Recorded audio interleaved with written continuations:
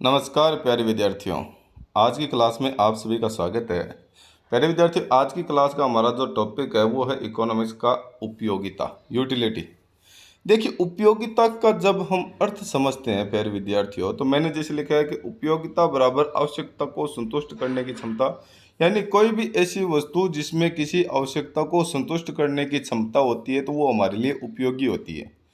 जैसे किसी वस्तु का उपयोग करने कर यदि हमारी आवश्यकता की संतुष्टि होती है तो वो हमारे लिए क्या होगी? उपयोगी होगी।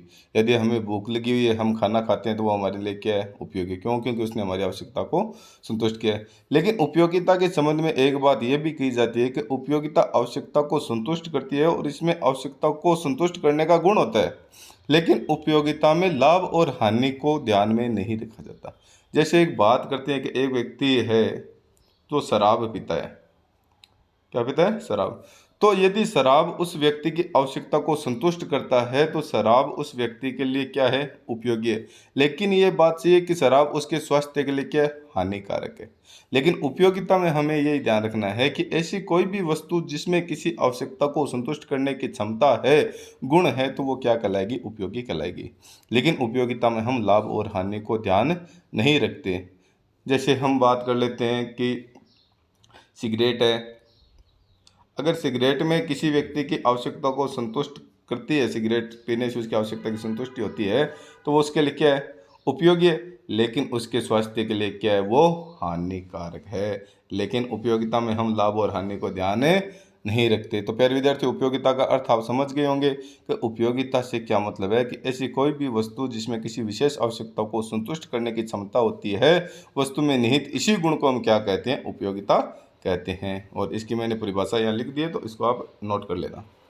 ठीक है। अब उपयोगिता के प्रकार की जब हम बात करते हैं तो उपयोगिता के प्रकार देखिए, मैंने दो प्रकार के लिखे हैं, कुल उपयोगिता और सीमांत उपयोगिता। कुल उपयोगिता मतलब टोटल यूटिलिटी, टीयू।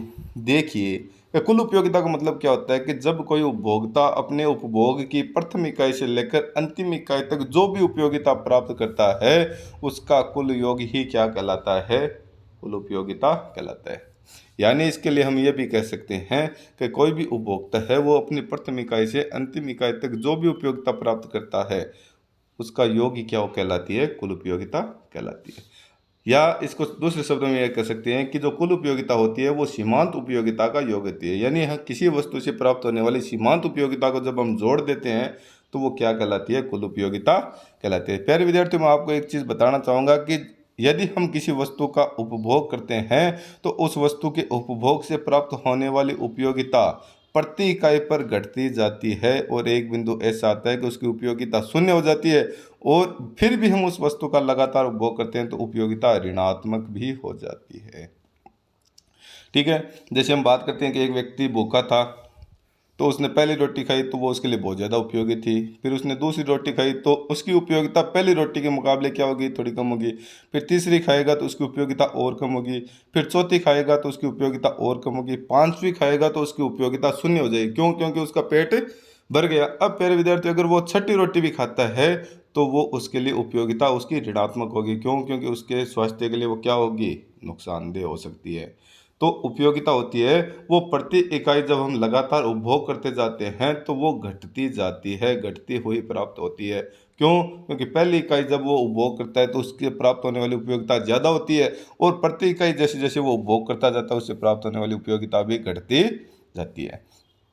तो कुल उपयोगिता के बारे में मैंने आपको बता दिया कि कुल उपयोगिता क्या होती है। कि उपभोग की प्रथम इकाई से अंतिम इकाई तक जो भी उपयोगिता प्राप्त होती है उसका योग ही क्या कहलाता है? कुल उपयोगिता कहलाती है। या हम कह सकते हैं कि सीमांत उपयोगिता का योग ही क्या होती है? कुल उपयोगिता होती है।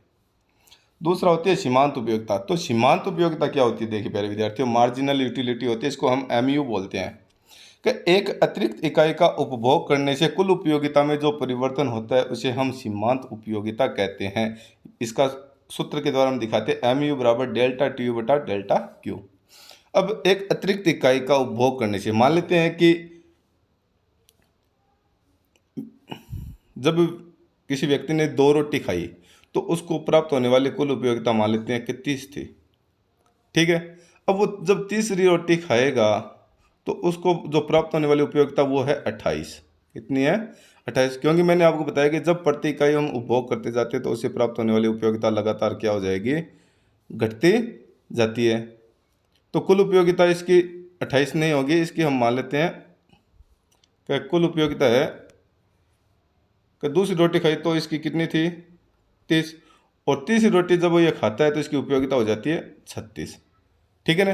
तो यहाँ पर जो इन दोनों का अंतर है कितना 6, एक अतिरिक्त इकाई का उपभोग करने पर कुल उपयोगिता में कितना अंतर है 6, यही क्या कहलाती है सीमांत उपयोगिता कहलाती है। देखिए इसको मैं आपको एक उदाहरण से समझाता हूँ पूरे को, कुल उपयोगिता क्या है सीमांत उपयोगिता क्या है सबको। देखिए एक उदाहरण है कि हमारे पास रोटियां हैं कि उपभोक्ता ने 1 रोटी 2 रोटी 3 4 5 6 7 8 का उपभोग करता है।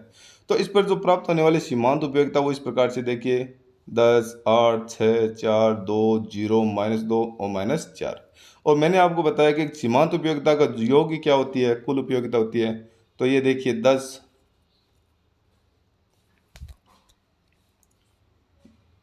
10 8 18 18 और 6 24 24 और 4 28 28 और 2 30 30 और 0 30 30 -2 28 28 -4 24, यानी जो कुल उपयोगिता होती है वो सीमांत उपयोगिता का योग होती है। तो प्यारे विद्यार्थी देखिए हमने जब पहली रोटी खाई तब हमारी हमारी उपयोगिता कितनी थी 10, दूसरी रोटी खाई तब 18, तीसरी खाई तब 24, चौथी खाई तब 28 और पांचवी खाई तब 30 और छठी खाई तब भी 30। यानी ये तो हो गई कुल उपयोगिता। और सीमांत उपयोगिता की जब हम बात करते हैं पहली पर कितनी उपयोगिता है 10, दूसरी पर 8, तीसरी पर 6, चौथी पर 4, पांचवी पर 2 और छठी पर, यानी छठी रोटी जब खाएगा तो उसके लिए उसकी उपयोगिता क्या है 0। अगर वो अब सातवीं रोटी खाता है तो उसकी उपयोगिता प्राप्त होने वाली उसके लिए क्या है ऋणात्मक है। ठीक है ना। तो इसको देखिए हम चित्र में समझते हैं। देखिए चित्र हम बनाते हैं इसका 0 यहाँ पर एक्स अक्ष वाई अक्ष, यहाँ पर हमने उपयोगिता दिखा दी, यहाँ पर रोटियां दिखा दी। उपयोगिता को हमने 5 10 15 20 25 30 35 40 भी दिखा दिया, रोटी को 1 2 3 4 5 ऐसे करके दिखा दिया। तो जो पहली रोटी है उस पर उपयोगिता सबकी कितनी है 10 है। फिर जो सीमांत उपयोगिता वो तो कहाँ जाएगी नीचे जाएगी घटते हुए, और जो कुल उपयोगिता है वो बढ़ेगी और बढ़ने के एक स्तर के बाद में घटनी शुरू हो जाएगी। वो कौन सा है 6 नंबर रोटी पर। देखिए 6 नंबर रोटी पर जो कुल उपयोगिता कितनी है 30 है, लेकिन सीमांत उपयोगिता क्या है 0 है। यहाँ पर उपभोक्ता को पूर्ण संतुष्टि प्राप्त हो जाती है, उसके बाद में भी यदि वो उपभोग जारी रखता है तो प्राप्त होने वाली उपयोगिता उसके लिए क्या होगी ऋणात्मक होगी। तो देखिए कि ये जो बिंदु है 6 रोटी पर,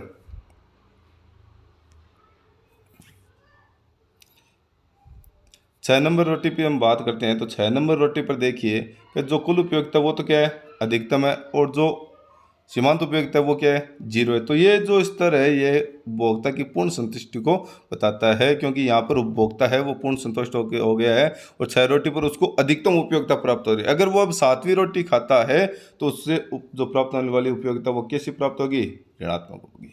तो इस प्रकार प्यारे विद्यार्थियों हमने उपयोगिता के बारे में पढ़ा कि उपयोगिता क्या है, उपयोगिता के प्रकार क्या है, और उपयोगिता को किस प्रकार से हम चित्र में दर्शाएंगे। तो ये मान इसका जो वक्र है वो ध्यान रखिएगा आप, इसमें हमने कुल उपयोगिता को भी दर्शा दिया है और सीमांत उपयोगिता को भी दर्शा दिया है। जहाँ पर सीमांत उपयोगिता 0 होती है वहाँ पर कुल उपयोगिता क्या होती है अधिकतम होती है, और ये उपभोक्ता का पूर्ण संतुष्टि बिंदु होता है। और ये हमने इस सारणी के अनुसार बनाई है, आप भी बना के देखना और अभ्यास करना। यदि किसी प्रकार की दिक्कत है तो आप कमेंट करके ज़रूर पूछिए, मैं उसका जवाब दूंगा। प्यारे विद्यार्थी आज की क्लास में इतना ही, बाकी हम नेक्स्ट क्लास में पढ़ेंगे। Thank you.